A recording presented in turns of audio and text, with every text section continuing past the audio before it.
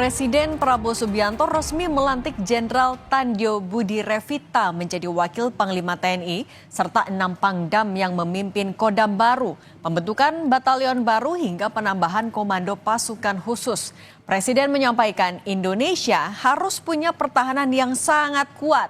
Inilah catatan Kompas TV, babak baru Tentara Nasional Indonesia.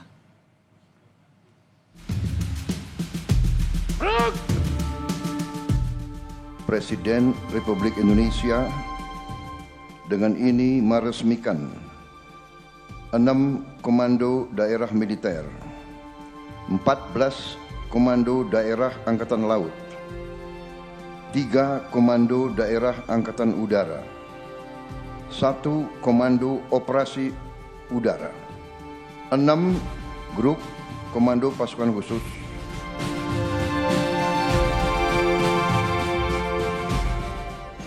Presiden Prabowo meresmikan reorganisasi Tentara Nasional Indonesia di Pusat Pendidikan dan Latihan Kopassus Batu Jajar, Bandung, Jawa Barat. Satuan elit yakni Kopassus, Korps Marinir, dan Korps Pasukan Gerak Cepat atau Kopasgat naik kelas menjadi Komando Utama Operasi alias Kotama Ops yang dipimpin seorang perwira tinggi bintang 3. Kopassus, Marinir, dan Kopasgat akan memiliki otonomi lebih besar dalam pengelolaan anggaran, personel, dan operasional termasuk menambah grup dan batalion baru di bawahnya untuk memperkuat kemampuan tempur. Selain itu, 6 komando daerah militer atau Kodam baru dikukuhkan dan meresmikan nomenklatur Komando Daerah Angkatan Laut atau Kodaeral menggantikan nomenklatur Pangkalan Utama TNI alias Lantamal. Tidak hanya itu, Komando Pertahanan Udara atau Kohan Utnas kembali diaktifkan dan berada di bawah komando langsung Panglima TNI. Dalam reorganisasi ini, ada pembentukan satuan baru yakni Batalion Teritorial Pembangunan, Batalion Infanteri Marinir, dan Batalion Komando Korps Pasukan Gerak Cepat. Presiden Prabowo bilang ini dilakukan untuk memperkuat pertahanan Indonesia. Indonesia tidak mau memihak blok manapun.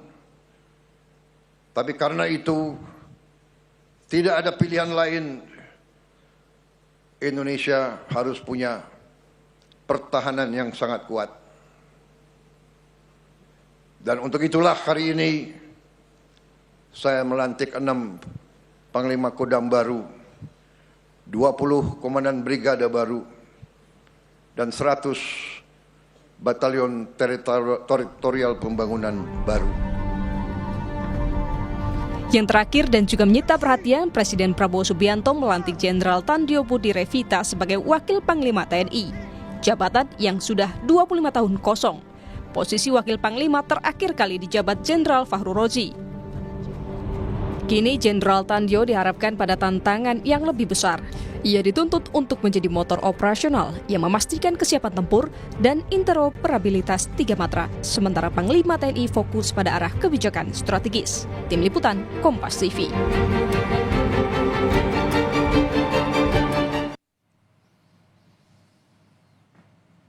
Reorganisasi TNI yang didasarkan pada Perpres nomor 84 tahun 2025 tentang susunan organisasi TNI yang ditandatangani Presiden Prabowo 5 Agustus lalu menjadi tonggak sejarah pengembangan organisasi TNI. Sekaligus babak baru bagi Presiden Prabowo sebagai Panglima tertinggi TNI mengonsolidasikan kekuatan militer. Sebagai bagian dari komitmennya untuk hadir di tengah masyarakat. Menurut penasihat khusus Presiden di bidang pertahanan, Jenderal Purnawirawan Dudung Abdurrahman, reorganisasi TNI adalah perintah langsung Presiden Prabowo. Kita memahami keinginan Presiden Prabowo memiliki tentara yang kuat untuk menjaga kedaulatan negara. Kita juga setuju, pengembangan organisasi adalah hak internal TNI. Namun reorganisasi TNI tentu tidak murah dan akan berdampak pada perubahan perencanaan anggaran negara. Bila satu batalion terdiri dari 300 sampai 1.000 prajurit, maka bisa dibayangkan besarnya biaya yang dibutuhkan untuk pembayaran gaji, tunjangan personel, hingga pembangunan infrastruktur militer. Belum lagi biaya pembelian dan perawatan alat tempur yang ada. Musuh tersebut terbakar api di Cijuk. Hari ini yang Kementerian Pertahanan mengusulkan kenaikan anggaran di 2026 menjadi 184 triliun. Sementara di tahun 2025, Kementerian Pertahanan adalah kementerian dengan pagu anggaran paling besar, yakni 166 triliun. Pertanyaannya, apakah saat ini adalah waktu yang tepat melakukan reorganisasi TNI bila kita mempertimbangkan kondisi keuangan negara? Badan Pusat Statistik atau BPS memang menyebut perekonomian mulai pulih. Bahkan laju pertumbuhan nasional pada triwulan 2 tumbuh 5,12%, lebih tinggi dari prediksi semua lembaga riset dan ekonomi. Namun gelombang PHK masih terjadi. Hingga Juni 2025, portal 1datakemnaker.go.id mencatat 42.385 pekerja kena PHK. Penerimaan negara dari sektor pajak juga anjlok 19,7% dari periode yang sama pada tahun sebelumnya. Indeks keyakinan konsumen menunjukkan tren yang terus turun dari 127,2 poin di bulan Januari menjadi 117,8 poin di Juni 2025. Kondisi ini menunjukkan tantangan berat yang dihadapi keuangan negara.